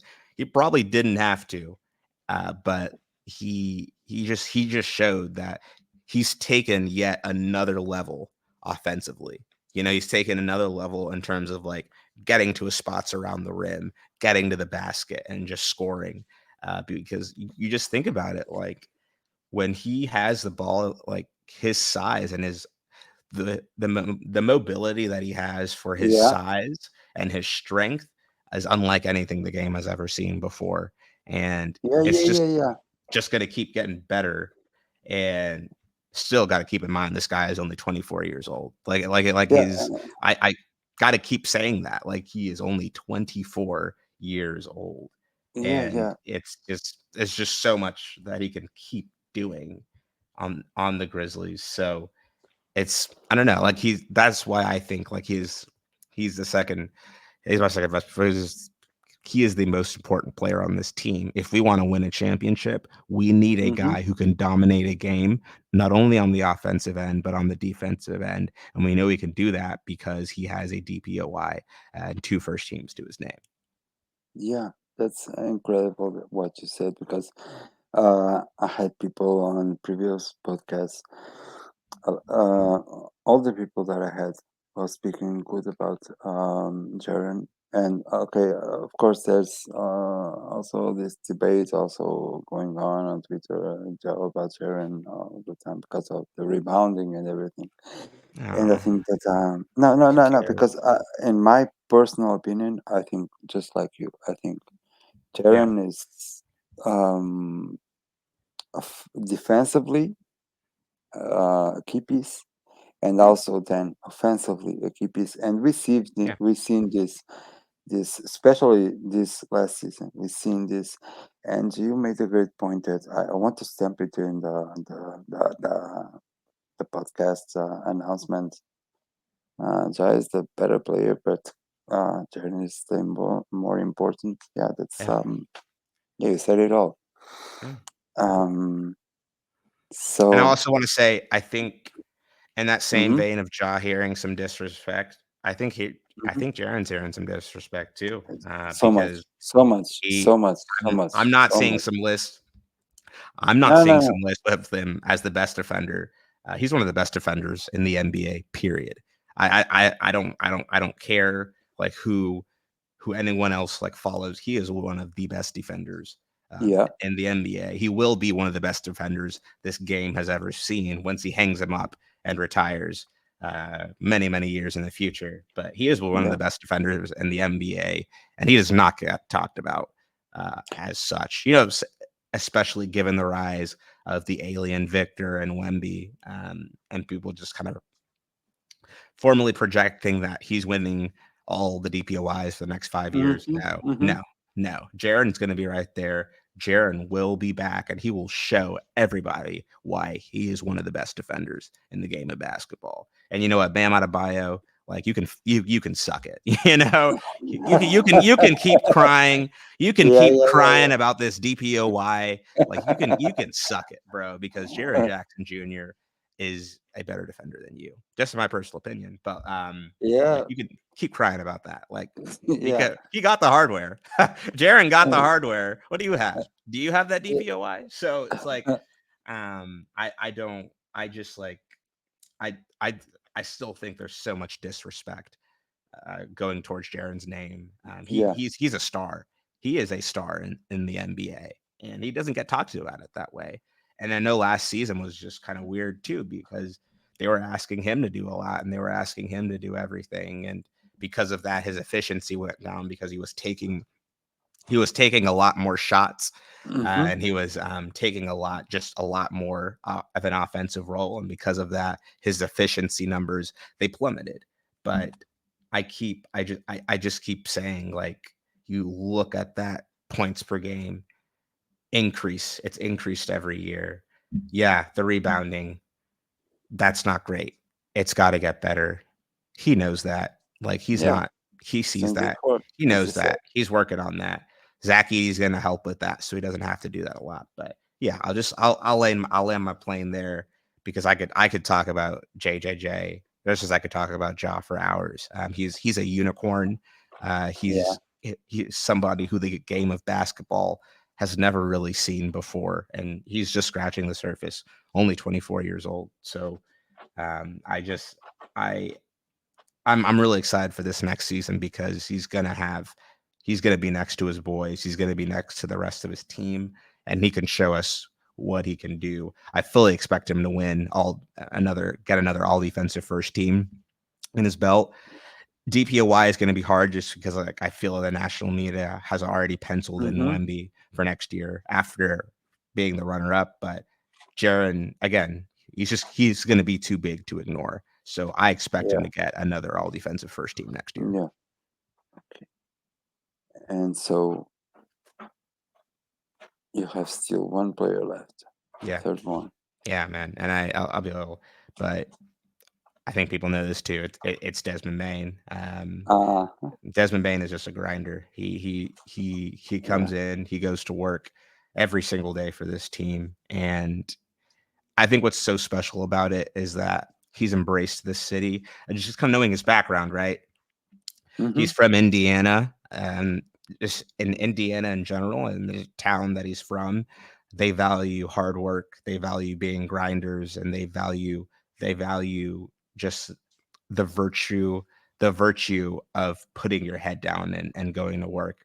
And Mm-hmm. that's what makes him such a perfect fit in Memphis. He's willing to do anything the team needs of him, night in, night out. And I just don't feel like that's understood, seen, respected, or appreciated enough. At least not in the eyes of the teams. They gave that man 230 million M's, but like Yeah, yeah, yeah. outside of that, like Yeah, we talked it's about it. just It's it's not so it's not underrated. it's not respected enough. And it's okay because, like I said, next year they'll see that and he'll be too good to ignore.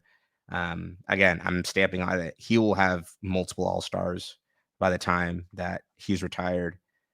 I get it. West is tough. He will be in that All Star game. He will. He will. Yeah, He's it's going a to be there. grinder. But yeah, that makes my third favorite player.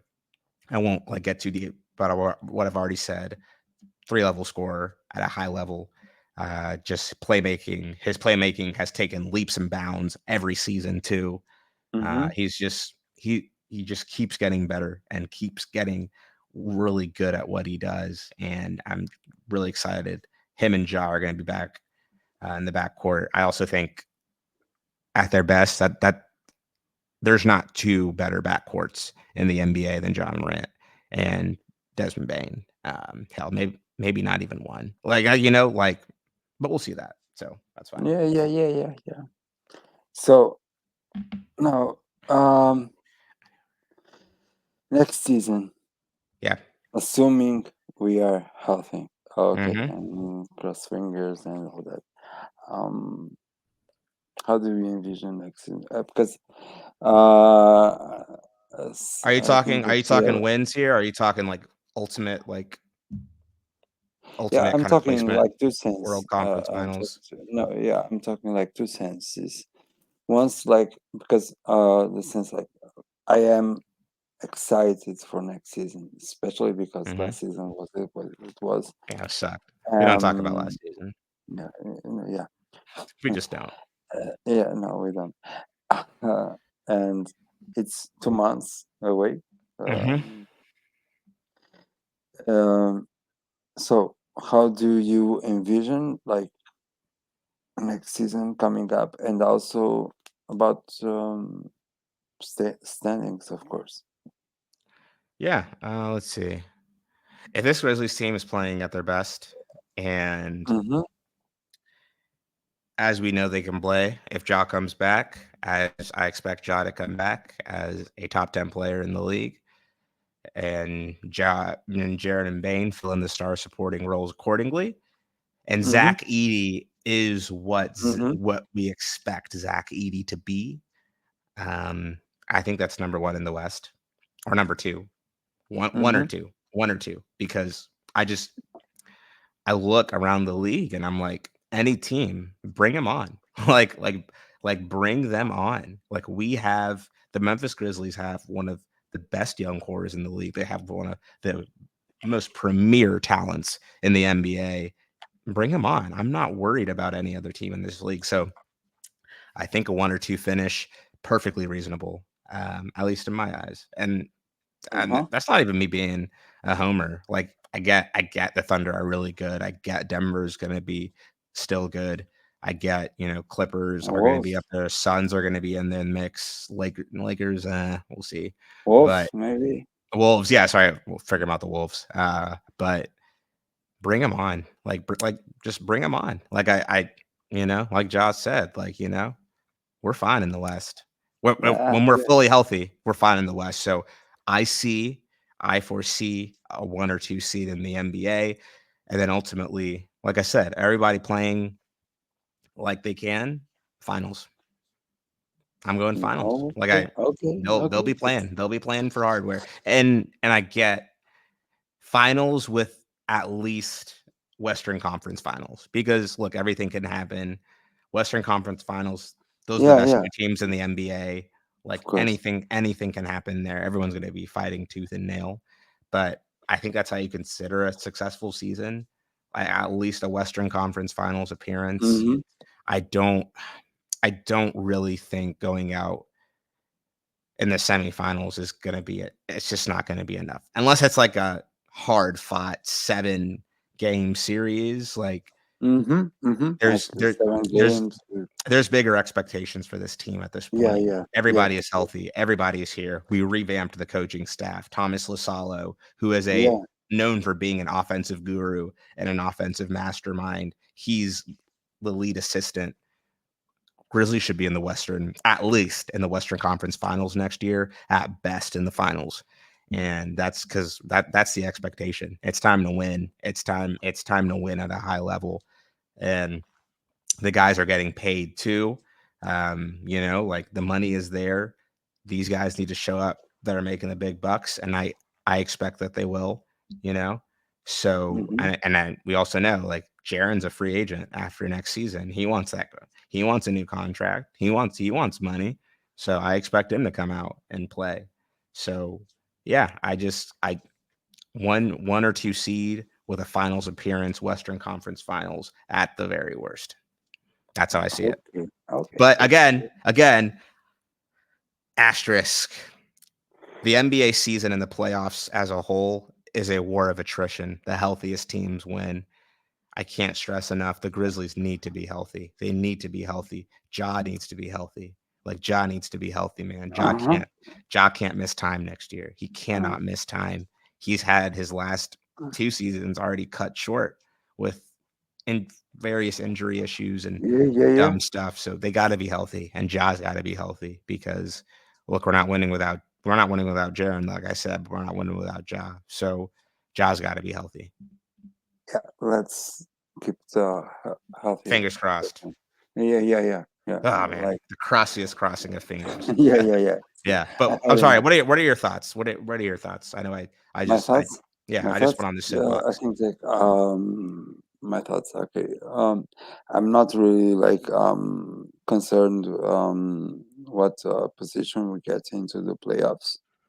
I think we make top four to make Or it to playoffs. okay, And I agree with you. I think that, okay, depending on matchups, okay, I'm not going to talk about health because we are assuming that there's no health issues. Um, I think that Western Conference Finals is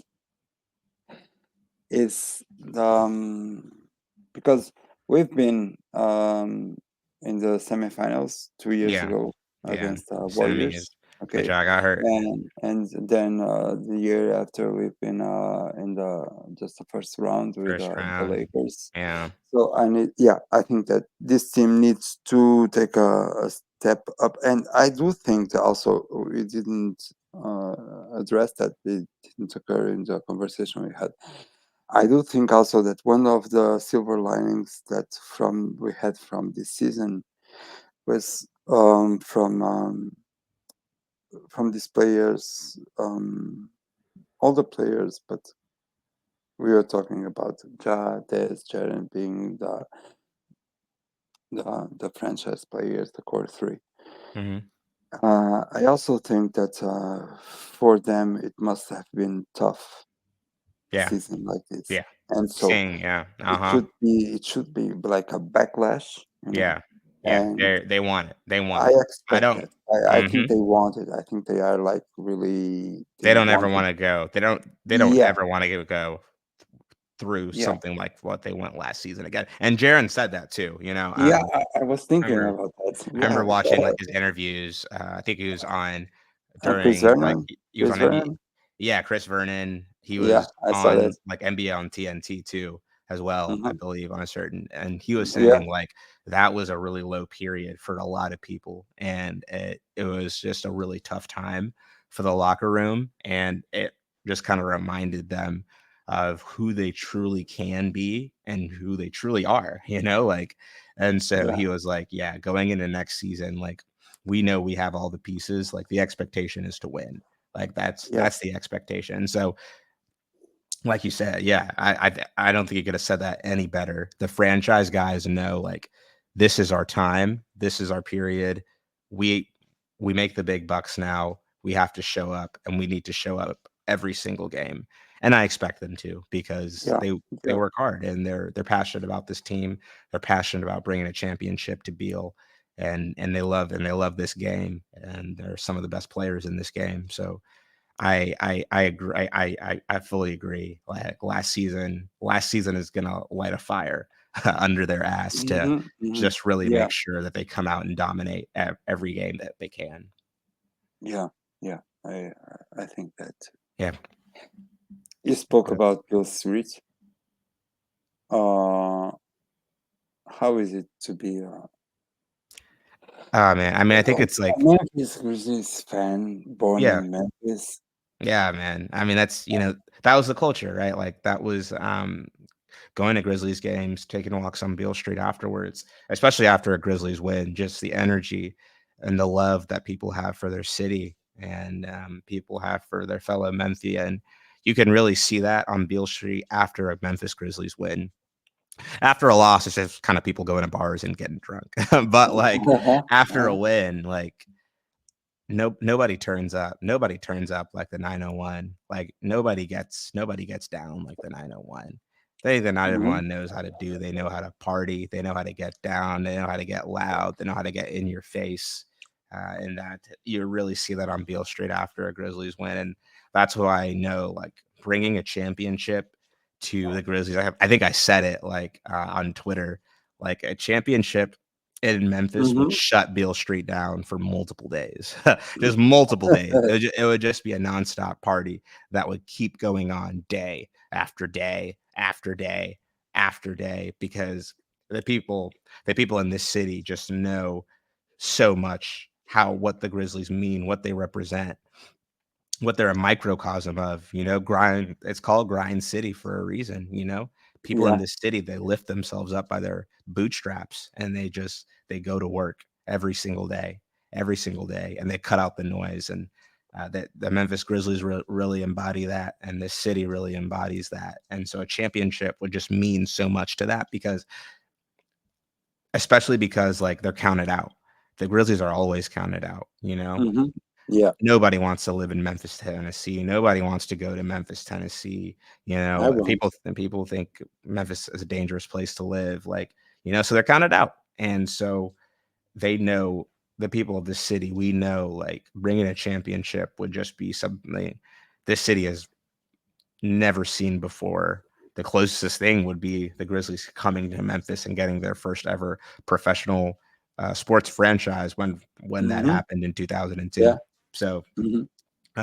yeah, it would just mean so much. And I really hope that one day you're able to go into the grindhouse and and see it and really see that for yourself, because I know you'd love it, and I know you'd enjoy it, and Oh yeah, yeah, hope yeah, I yeah, yeah. I hope I can meet Hmm. you on Beale Street when we win a championship, because I know Yeah, you'll be there. So yeah, for sure, for sure. I'll close some streets here in Portugal, and yeah, yeah, yeah, I for sure want to so much, so much, so much to be there when that and we happens. will, and we will, man, and you Well, will. You'll be there. Memphis will be there. I'm manifesting it, man, because yeah, it's close. It's close. It's very close. I mm, can taste it. This is the yeah, team. This is the unit. This is the culture, and it's gonna happen. It's very close. yeah. You said it all. You I think, said yeah. it all. I Yeah, think, it's yeah. That happening. Yeah, what better way to tee it up? What better yeah, way? yeah. You said it all. It's manifesting. It's happening. Brandon, it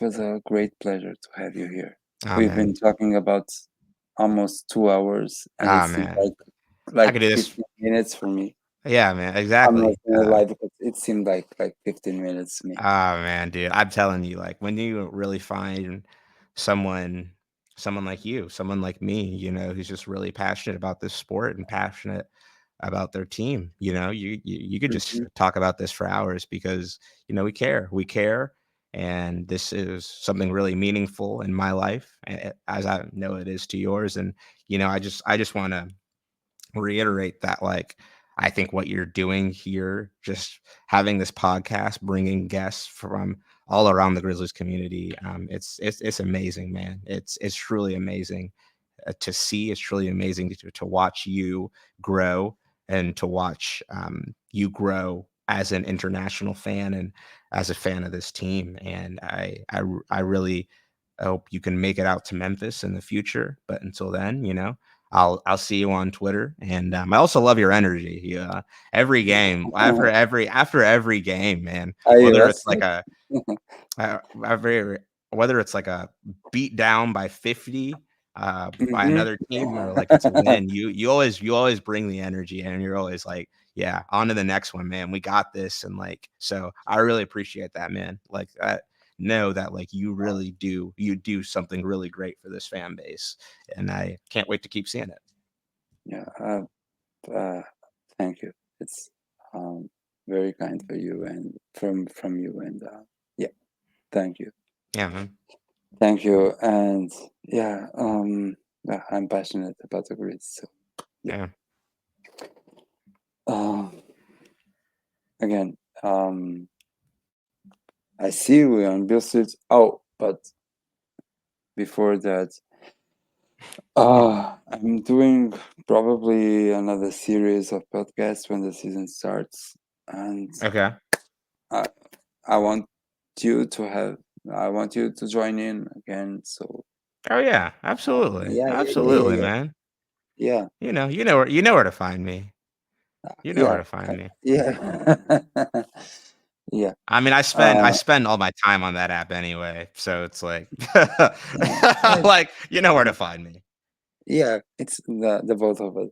So now it's uh I want to thank you again. Now, truly, I Thank you. want to thank you again for It's joining an me. honor. It's an honor, truly. It was really a very nice conversation.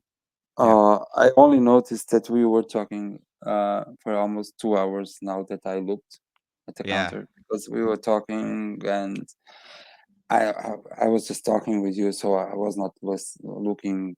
Uh, uh, it's half an hour. So, and that's like the purpose that I want for this podcast, like Mhm. for people to talk, people that, as you said, that are passionate for Grizzlies basketball, like to talk with each other. And it was really an honor and a pleasure to have you Thanks, man. here, Yeah. um, and you'll be back soon. Awesome. Thank you for having me. I know when to, I know where to find you. Okay. Yeah, man. Yeah. And you know where to find me too. Absolutely. Okay. Thanks for having me, So man. now, so everybody, it was a great, great episode. With my guy Brandon, and I hope you all enjoyed as much as I did. And so listen up, share, retweet everything, but especially listen up.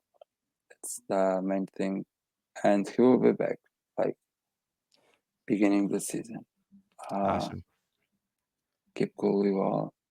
Thank you. And go Grizz.